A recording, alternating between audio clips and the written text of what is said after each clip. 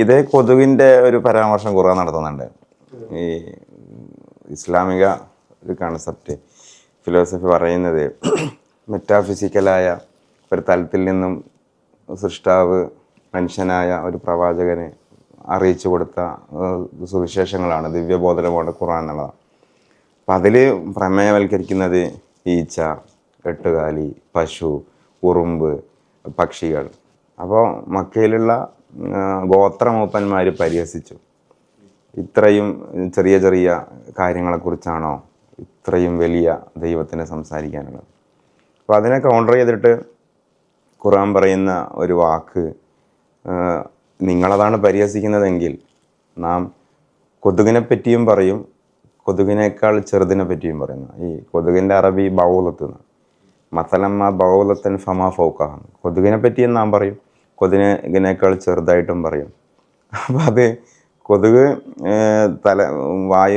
മൂക്കിലൂടെ തലച്ചോറിലേക്ക് പ്രവേശിച്ചിട്ടാണ് ഒരു ഏകാധിപതിയുടെ പതനം എന്നൊക്കെയാണ് അതിൻ്റെ ഒരു ചരിത്രം, നമ്രൂദ് എന്നൊക്കെ പറയും. പിന്നെ അത് ഞങ്ങൾ റിലീജിയസ് ആയിട്ടുള്ളൊരു വായനയാണ്. പിന്നെ ഇവിടെ ഞാൻ ബഷീറിനെ വായിച്ചു. ഏറ്റവും നല്ല 3 സുഖങ്ങൾ ഭൗതിക ലോകത്ത്: ഒന്ന് മുട്ടി നിൽക്കുന്ന മൂത്രം ഒഴിക്കുക, മറ്റൊന്ന് നാട്ടുകാരും വീട്ടുകാരും ആക്ഷേപിച്ച ഒരു പുരുഷനെ ഭാര്യ ചേർത്ത് നിർത്തി സാരില്ല എന്ന് പറയുക. അത് ബഷീർ പറഞ്ഞതായിട്ടാണ് വായിച്ചത്, ബഷീർ എഴുതിയത് വായിച്ചതല്ല കേട്ടോ, അതുകൂടി നോക്കണം. ഞാൻ ഓതൻറ്റിസിറ്റി അറിയില്ല. പിന്നെ നടുപ്പുറത്ത് കൊതുക് കുത്തിയാൽ ചുമരിലിങ്ങനെ ഉരക്കുക. അപ്പോൾ ഈ കൊതുക് അതേപോലെ നന്നാറീച്ച എന്നൊക്കെ പറയും, ചെറിയ ഈച്ച, ചെറിയൊരു ഈ ചക്കയൊക്കെ പഴുത്താൽ ഇങ്ങനെ വട്ടം ചുറ്റുന്ന ഈച്ച ഒരു ഇതുണ്ടല്ലോ, അതൊക്കെ കടിക്കുക മനുഷ്യൻ്റെ ഒരു പൊട്ടൻഷ്യൽ പോയിന്റിലായിരിക്കും. അപ്പോൾ നമുക്ക് മനുഷ്യൻ്റെ ഒരു ഹെൽപ്ലെസ്നെസ്, നമുക്ക് ഈ ഭാഗത്തൂടെ കൈയിട്ടാലും എത്തുന്നില്ല, ഈ ഭാഗത്തൂടെ കൈയിട്ടാലും എത്തുന്നില്ല. അപ്പം നമ്മൾ കൊണ്ടുപോയിട്ട് കൊതുക് കടിച്ചിട്ട് ഇങ്ങനെ വരക്കുന്നതാണ്.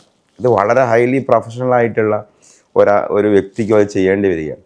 അപ്പോൾ ഒരു മനുഷ്യൻ ബേസിക്കലി നാച്ചുറലി ഒരു ഈച്ചയെ പോലെ, കൊതുകിനെ പോലെ ഒരംഗം മാത്രമാണ് എന്നുള്ള ഒരു നിസാരതയിലേക്ക് മനുഷ്യനെ എത്തിക്കാനാണ് കൊതുക് എന്നുള്ളതാണ് ഒരു ഇസ്ലാമിക് കൊതുക് ഫിലോസഫി, മോസ്കിറ്റോ ഇസ്ലാമിക് ഫിലോസഫി.